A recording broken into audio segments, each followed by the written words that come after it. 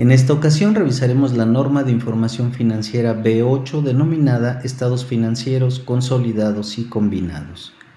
El objetivo de la norma será establecer las bases para la elaboración, presentación y revelación de los estados financieros consolidados, así como definir el principio de control.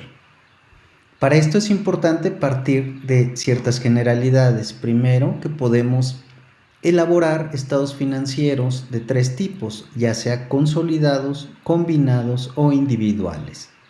Los estados financieros consolidados incluyen la información financiera de la controladora y de sus subsidiarias. Las subsidiarias, a su vez, pueden tener representado un interés mayoritario de la controladora y un interés minoritario de otros accionistas. Por otro lado, los estados financieros combinados son aquellos que suman la información financiera entre subsidiarias, conocidas entre ellas como asociadas, sin incluir la información de la controladora. Y por último, los estados financieros individuales de la controladora, donde va a incluir la información de la participada bajo el método de participación.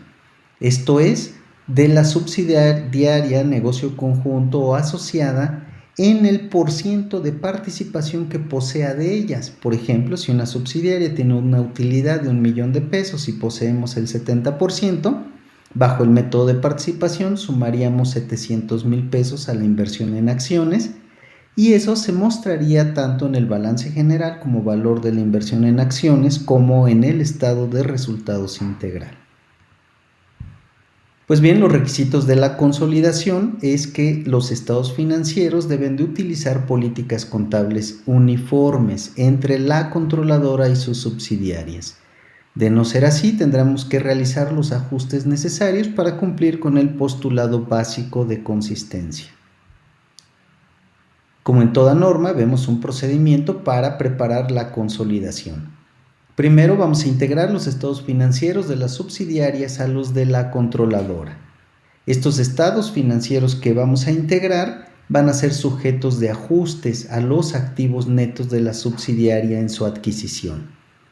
De tal manera que vamos a eliminar la cuenta de inversión en acciones o inversiones permanentes en subsidiarias y lo vamos a sustituir por las cuentas de balance de la subsidiaria, como la caja, bancos, clientes, proveedores, acreedores, etc. Vamos a eliminar también todos los efectos de las operaciones y saldos intercompañía y a determinar la participación no controladora, la que anotábamos como del interés minoritario. Asimismo, vamos a presentar por último los estados financieros consolidados conjuntamente con sus notas. La regla para presentar el balance consolidado es que los activos y pasivos de todas las entidades del grupo deben de ser sujetos de algunas eliminaciones por operaciones intercompañía. Por ejemplo, si una empresa le vende a otra, una tendrá un saldo en clientes y otra en proveedores. Como son parte del mismo grupo, vamos a eliminar ambas. Entonces, el capital contable va a presentar por separado también el importe atribuible a la participación controladora y el que le corresponde a la participación no controladora, como en el ejemplo que señalé hace un momento. Asimismo, en el estado de resultados vamos a mostrar las cuentas de ingresos, costos y gastos, así como utilidad o pérdida y el resultado integral consolidado.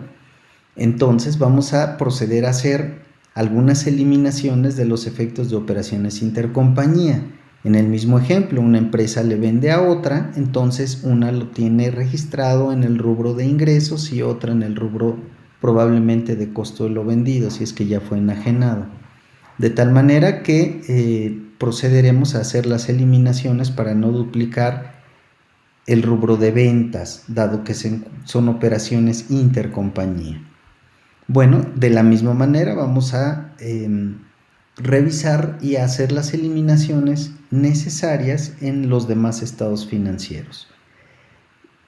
Vamos también a incluir en el membrete del balance la mención de que se trata de estados financieros consolidados. Asimismo, como una obligación de revelación, debemos señalar si se controla a una participada, aun cuando se mantiene menos de la mitad de los derechos de voto o no se controla a la participada aun cuando mantiene más de la mitad de los derechos de voto. Por ejemplo, cuando formamos parte o no del consejo de administración y es quien dirige el rumbo de la compañía día a día. Asimismo, la controladora deberá revelar los nombres y porciento de participación de cada subsidiaria, su actividad económica y las fechas y periodos a que se refieren los estados financieros. En conclusión, todos los grupos empresariales, además de formular los estados financieros individuales, requieren mostrar al usuario de la información financiera las cifras consolidadas que muestren a la unidad económica en toda su magnitud. Para ello, entonces, la norma B8 nos da el procedimiento para su elaboración, presentación y revelación, congruente con los postulados contables, de tal manera que su importancia radica precisamente en que conozcamos esa técnica y la apliquemos a los casos concretos en los negocios. Muchas gracias por su atención.